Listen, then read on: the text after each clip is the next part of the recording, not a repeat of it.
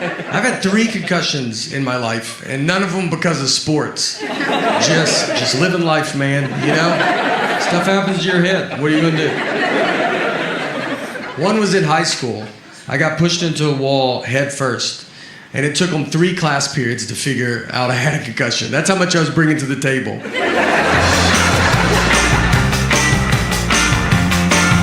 My dad is a magician. He's done that my entire life.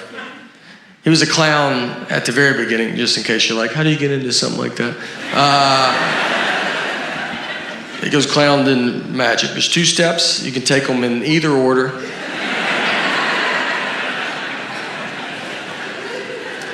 I was born, he was a clown. It was never weird to me. I thought everybody's dad was a clown. My first memory of my life is I was 5 years old, and I remember my mom walked me out to the front yard, and my dad pulled up. We had this old red Mazda. He's dressed as a clown. That doesn't even faze me. That's just how he left. How else would he come home? And the Easter Bunny was in the passenger seat. That's the first thing that I remember to my life. If you want to know how you get into comedy, that's a pretty good nudge. And I remember it didn't fit, the Easter Bunny head didn't fit in the car, like he couldn't sit normal, so his head was bent to the side. And I remember he had his seatbelt on, and he's just like, and I was like, I like to think about all the other people that saw that, just in the car next to him, just at a red light. You're like, I didn't even know they hung out like that. I do 0 working out. Not even, it's not like you're like, whoa, wow. Like it's like, yeah, we figured that. Every hotel I go to, I ask if they have a gym. I don't even have clothes that I can work out in. There's no way. I'm like, is it 24 hours? I was going to start tonight at midnight. So I was wondering if that's... What I've learned, what's easier than working out is just tell people that you used to weigh 300 pounds. That's a lot. They don't know, you know? So I've never weighed 300 pounds, but I look pretty amazing for a guy that used to weigh 300 pounds. You're like, yeah, I got tired of being tired, all right, you know? Today's my cheat day, obviously, but normally I'm pretty strict. So me and my buddy, we rented a car. He's driving. On the way out there, I see a dead horse just laid out in this guy's yard. And I've never seen that before. And I was like, man, I bet you don't think about that when you buy a horse, it dying. You know, what do? That's a huge thing, dying in your yard. You can't just scoot it off into the woods with your foot and try to get another one that matches before the kids come home. You have to tell your wife to keep the kids away for a month. You got to Google how to move a dead horse. You got to probably try to get another horse to help you do it, and that's not easy. That's what the blinders were invented for, because it's like, just look ahead. Don't worry about what's going on back. No, look. Or you got to get your friends to help you do it, and you can't spill the beans too quick on that. You think it's hard for them to help you move a couch? Try a dead horse. You got to lie to them, like, we're getting a divorce. Just come over. Bring your truck and some gloves. And when they get there, let me tell you, they're going to see it, all right? Everybody saw it. It was next to the road. And they're going to pull into that driveway and just be like, I don't think they're getting a divorce at all. I think we're here to move that dead horse is what I think. I just don't eat anything healthy. I like apples, but I only like pre-cut apples. I won't eat a whole one, you know? I'm not a horse, all right? So could you guys do some work over there at the apple factory, you know, however apples get here? I've watched a lot of the documentaries that try to make you eat better. Like I watched Fed Up, and it's about all the food that I eat every day. There was nothing in it that I haven't had recently. You know that saying, like, I haven't had that in forever? I haven't said that in forever. There's nothing I haven't had. Airheads, that's usually something like, oh, are they still doing good? Yeah, they're doing great. They got more colors now, it's pretty fun, you know? On the way back, since my buddy was driving, he did not see the dead horse, you know? And I'm like, well, you can't not see it. So it's just one road, and I was like, I'll just show you where it's at. So we're driving, and we get to it. I was like, it's right here. And I pointed, and the horse was standing up, doing unbelievable. One of the healthier horses that I've ever seen. So I learned that horses lay down to sleep. I did not know that. I don't know what I thought before that day. I don't know. That they lock their knees. That's why they have 4 knees. I don't know. That's what I would have probably argued with you about it. People always talk to me very easy too, or dumb. Like if I talk to a stranger, I can always feel it. And I think it's my eyes. I have big eyes, you know? And so I just get a lot of like, you still with me, man? And I'm just sitting there like, yeah, man, I'm listening. And he goes, all right, I don't feel like you could have been anywhere, you know? And our daughter, she's 6 now, but she was 5 at the time. This was her first pet. She was best friends with this dog. And it was the first thing that was gonna die in her lifetime. So it's a lot of stuff to have to explain to a kid, you know? And so I was talking to my wife about like, how are we gonna tell her? And at first I was like, let's just act like we didn't have a dog. 5-year-olds are smart, but if we stick together on this, and she comes home from school and is like, where's the dog? And we're like, what dog? Like I've never seen a dog. Don't you think I would know if there was a dog? But I read an article about the long-term damage of that. It's pretty good. So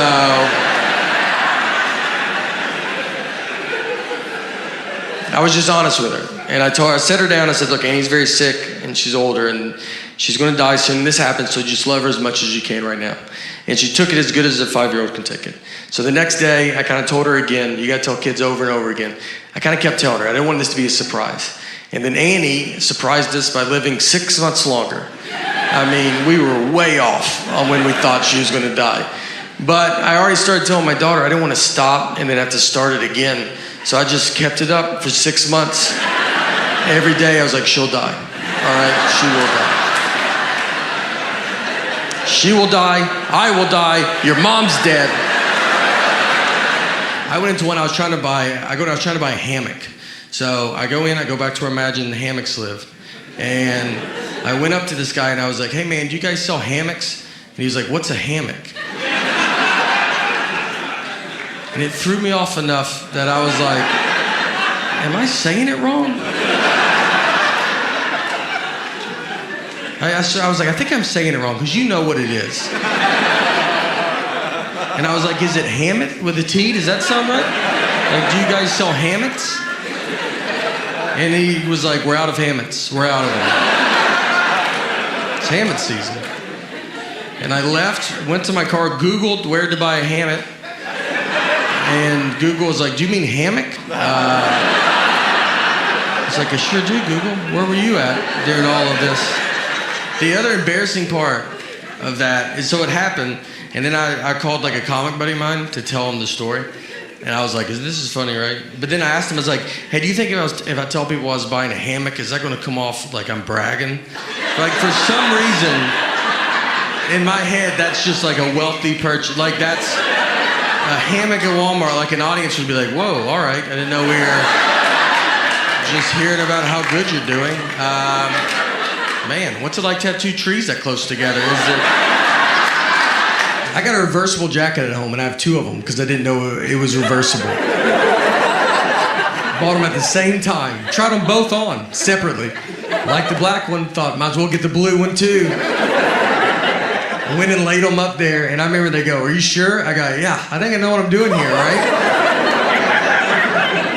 So I go into a Starbucks, and I get to the front, and I was like, I'll take an iced coffee with cream.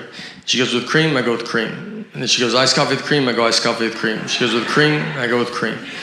And she said it one more time. She said, so iced coffee with cream? And at that point, I should have said, what's going on right now?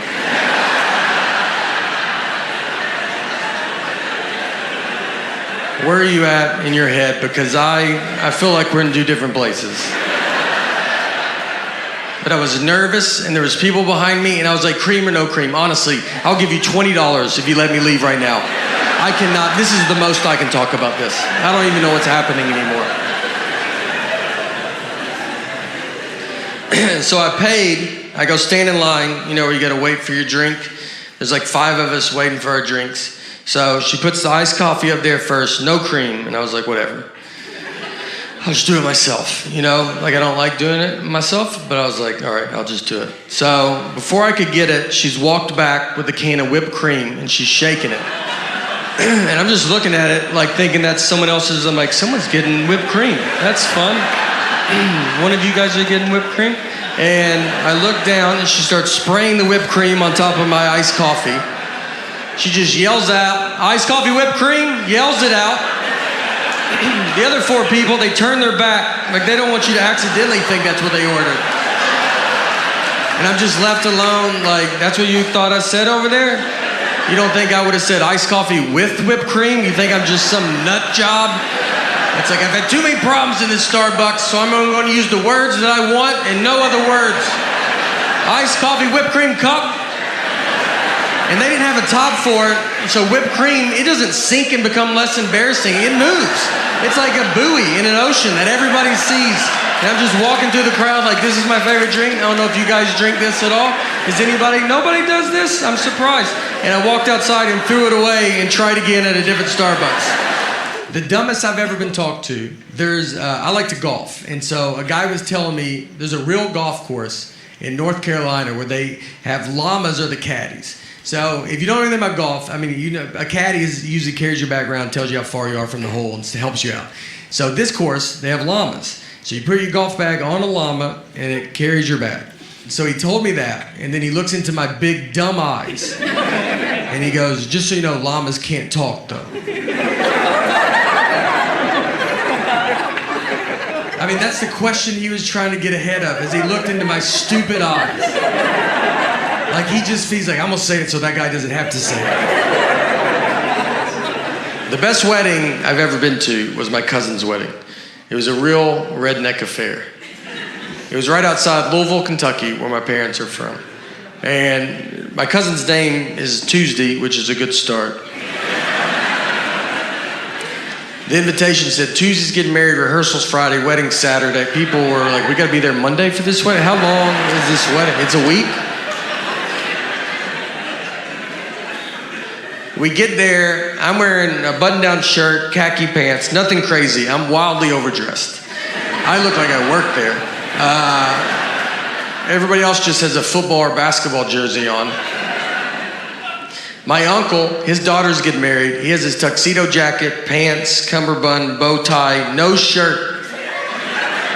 They forgot his shirt, and instead of waiting to go get it, he was like, let's do it without it, right? Like, that's...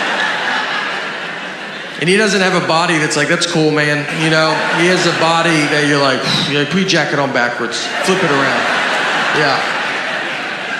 And then you see his back and you're like, whew, all right, go back the regular way. Yeah, that's my fault. How's your back worse than your front?